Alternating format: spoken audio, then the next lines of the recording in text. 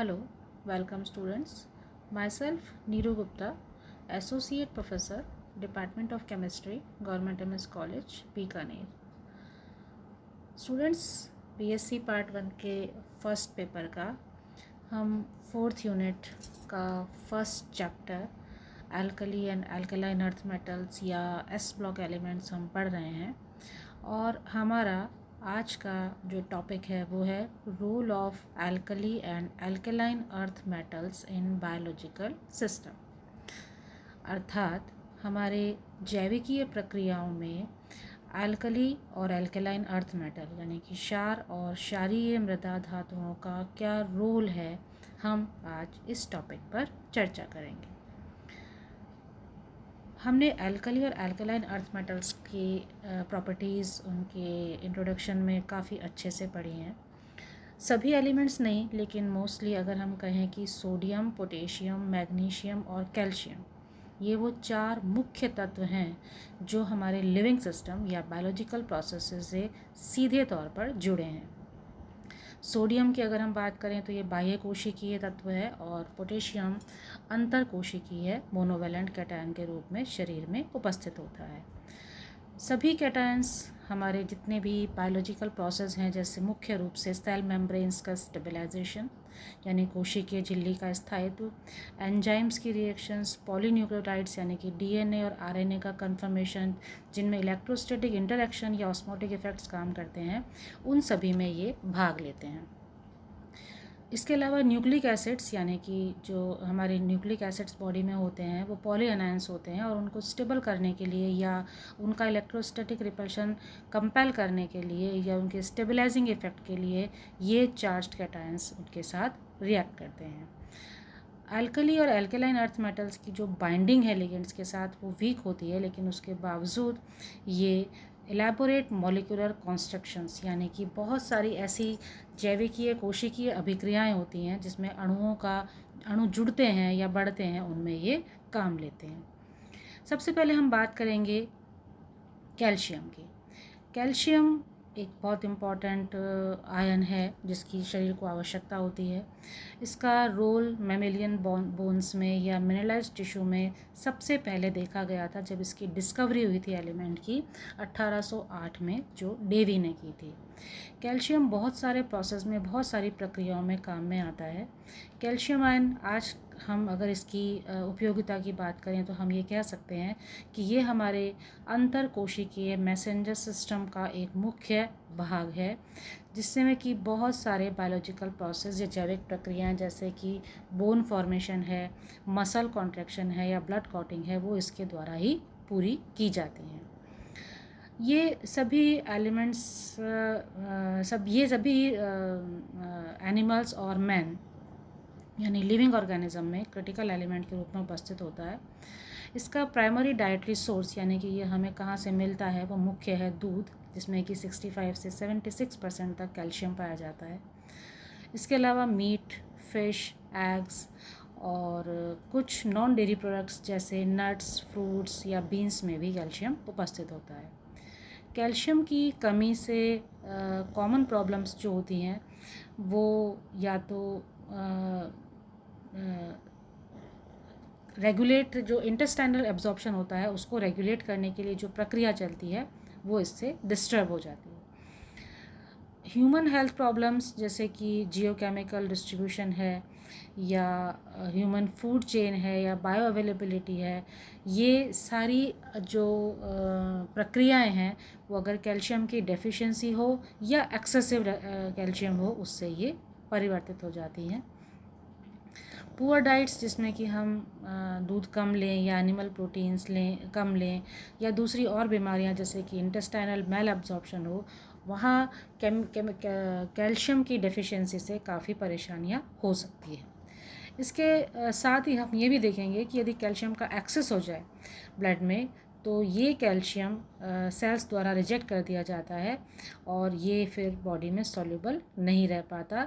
इसलिए कैल्शियम का एक्सेस होने पर स्टोन्स की या हार्डनिंग ऑफ आर्टरीज जैसी या आइज़ में कैटरैक्ट या मोतिया का बनना जैसी परेशानियां भी हो सकती हैं। तो बायोलॉजिकल सिस्टम में कैल्शियम एक इम्पॉर्टेंट एलिमेंट है, ये हमने इस टॉपिक में देखा। अब हम दूसरे तत्व की बात करेंगे, वो है मैग्नीशियम। मैग्नीशियम धरती पर काफ़ी मात्रा में उपलब्ध है, जिसमें ये प्लांट्स में भी होता है और एनिमल्स में भी पाया जाता है। इसका सबसे मुख्य जो कंटेंट है वो है क्लोरोफिल पिगमेंट के रूप में, जहाँ मैग्नीशियम एक पोरफायरिन संकुल के रूप में उपस्थित होता है। एनिमल्स में या मेंस में जितनी भी एंजाइमेटिक रिएक्शंस होती हैं, उत्प्रेरकीय अभिक्रियाएं होती हैं, वो मैग्नीशियम के द्वारा ही की जाती हैं, या मैग्नीशियम उसका कोफैक्टर है। जैसे ऑक्सीडेटिव फॉस्फोरिलेशन, डीएनए का ट्रांसक्रिप्शन, आरएनए का फंक्शन, प्रोटीन्स का सिंथेसिस या सेल मेम्ब्रेन्स के फंक्शन, ये सभी मैग्नीशियम की कंसंट्रेशन पर डिपेंड करते हैं। डाइटरी सोर्सेज जो मैग्नीशियम के हैं उसमें नट्स का है, सी फूड्स हैं, लेग्यूम्स यानी दालें हैं, सब्जियां हैं, मीट है, इन सभी में मैग्नीशियम काफ़ी अच्छी मात्रा में उपस्थित होता है। मैग्नीशियम एक बायोलॉजिकल एसेंशियल एलिमेंट है जिसकी कि ह्यूमन बॉडी को 0.5 ग्राम्स पर डे आवश्यकता होती है। ये क्लोरोफिल में चूँकि अब उपस्थित होता है, इसलिए ग्रीन लीफी वेजिटेबल्स यानी कि हरे पत्तेदार सब्जियां इसका एक बहुत अच्छा सोर्स है। एक अडल्ट को 25 ग्राम मैग्नीशियम, एक एडल्ट के लिए 25 ग्राम मैग्नीशियम, जिसमें 65% बोन्स में होता है और 35% बाकी पॉलीन्यूक्लिक एसिड्स में पाया जाता है, वो हमारी कमी पूर्ति को पूरा कर देता है। सभी एंजाइम्स और फॉस्फेट्स कोफैक्टर्स में, जिसमें कि एटीपी है, मैग्नीशियम की रिक्वायरमेंट होती है उनकी फंक्शनिंग के लिए। इसके अलावा ये न्यूक्लिक एसिड्स और आरएनए की स्टेबिलिटी के लिए भी आवश्यक है। इसकी डेफिशिएंसी या इसकी कमी से कन्वल्जन्स आते हैं, चक्कर आते हैं, और हमें एनेस्थेटिक फीलिंग्स भी या नींद जैसी फीलिंग्स भी होती हैं। और इसका जो रोल है वो हम ये कह सकते हैं कि फॉस्फोरिल ट्रांसफ़र रिएक्शंस में जो कि सबसे ज़्यादा होता है, जिसमें कि मैग्नीशियम एटीपी से मसल कॉन्ट्रैक्शन या मांसपेशियों में संकुचन की प्रक्रिया होती है। तो उस कारण से मैग्नीशियम एक बहुत इम्पॉर्टेंट तत्व है जो हमारी बायोलॉजिकल प्रोसेसेस को पूरा करने के लिए आवश्यक है। इसके अलावा ये एंजाइम्स का भी बहुत सारे कंपोनेंट्स को फुलफ़िल करता है। अगले तत्व की हम बात करेंगे, वो है सोडियम।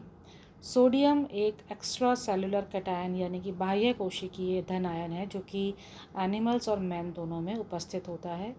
एक अडल्ट ह्यूमन को लगभग 105 ग्राम सोडियम चाहिए होता है, जिसमें 24% बोन में होता है और 65% एक्स्ट्रा सेलुलर वाटर में उपस्थित होता है। सोडियम आयन का साम्यावस्था या इक्विलिब्रियम किडनी के द्वारा मेंटेन किया जाता है, जो कि वाटर और इलेक्ट्रोलाइट का बैलेंस करती है। सोडियम क्लोराइड, जिसे हम साधारण नमक के नाम से जानते हैं, वो इसका मुख्य सोर्स है। लेकिन इसकी एक्सेसिव डाइट्री से या इसको ज़्यादा मात्रा में लेने से ये हमारी हेल्थ पर इल इफ़ेक्ट करता है या उसे ख़राब करता है, जिससे कि हाई ब्लड प्रेशर या हाइपरटेंशन जैसी बीमारियां हो जाती हैं। और सोडियम के ज़्यादा इंटेक से पोटेशियम का इंटेक अफेक्ट करता है, जिससे हाई ब्लड प्रेशर जैसा हमें फील होता है। अब हम इसी से मिलते जुलते दूसरे तत्व की जो हम बात करेंगे, वो है पोटेशियम। एक अडल्ट ह्यूमन को अप्रॉक्सीमेटली 140 ग्राम पोटेशियम की आवश्यकता होती है, जिसमें 90% से ज़्यादा इंटरसेलुलर या एक्सचेंजेबल पोटेशियम आयंस के रूप में हमारी मसल्स में ये उपस्थित होता है। ये चूँकि एनिमल्स और वेजिटेबल फूड में उपस्थित होता है, इसलिए इसकी डाइटरी डेफिशिएंसीज या इसकी कमी से बहुत सारी अनयूजुअल कंडीशंस बॉडी में पैदा हो जाती हैं। और इसकी डाइट्स में हम देखें तो ये जो अनयूजुअल कंडीशंस हैं वो कैलोरीज़ को भी हमारी ख़राब करती हैं। इसलिए और इसके साथ साथ जो अल्कोहल्स जो लेते हैं उनको भी पोटेशियम की कमी हो सकती है। तो डाइटरी डेफिशिएंसी को कंट्रोल करने के लिए हमें इन चीज़ों को दूर करना पड़ेगा। और ये दो जो तत्व हैं, सोडियम और पोटेशियम, ये मिलकर एक पंप का निर्माण करते हैं बॉडी में, और ये पंप हमारी बॉडी के फ्लूइड्स को मेंटेन रखता है। क्या है ये पंप? एक ब्रीफ इंट्रोडक्शन हम इसका भी ले लेते हैं। सोडियम, जैसा हमने कहा, एक वाइटल एलिमेंट है, आवश्यक तत्व है। ह्यूमन डाइट में इसका होना बहुत ज़रूरी है। सोडियम कैटायन जो कि बाह्य कोशिकीय द्रव हैं या कोशिका में बाहर होते हैं, और ये जो सबसे मुख्य काम करते हैं वो है नर्व फंक्शन का, यानी कि हमारी जो तंत्रिकाएं हैं उनका किस तरह से कार्यकलाप होता है उसको ये कंट्रोल करता है। पोटेशियम भी एसेंशियल है। ये एक्स्ट्रा सेलुलर नहीं है बल्कि इंट्रा सेलुलर यानी कि सेल के अंदर पाया जाने वाला कैटायन है, और ये भी नर्व और हार्ट फंक्शन के लिए एसेंशियल है। नॉर्मल डाइट जैसा हमने देखा कि ये वेजिटेबल्स में पाया जाता है। अब ये जो दोनों तत्व हैं, जो कि एक इंटरसेलुलर है और एक एक्स्ट्रा सेलुलर है, ये दोनों मिलकर एक पंप का निर्माण करते हैं, और ये पंप जो मॉलिक्यूलर जो एक्स्ट्रा सेलुलर फ्लूइड है उसकी कंसंट्रेशन को मेंटेन रखता है। मेंटेनेंस किस तरह से होती है? सेल पोटेंशियल के लिए सेल लो कंसंट्रेशन पर सोडियम आयंस को और हाई कंसंट्रेशन पर पोटेशियम आयंस को रखती है।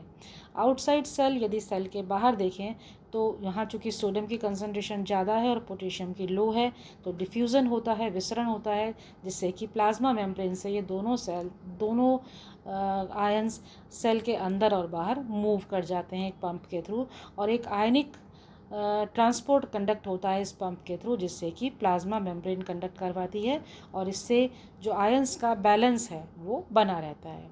इन शॉर्ट हम देखें तो ये पंप क्या है? Found in membranes of cells. ये पंप सेल्स में पाया जाता है। Produces electrical and chemical gradient across a cell membrane.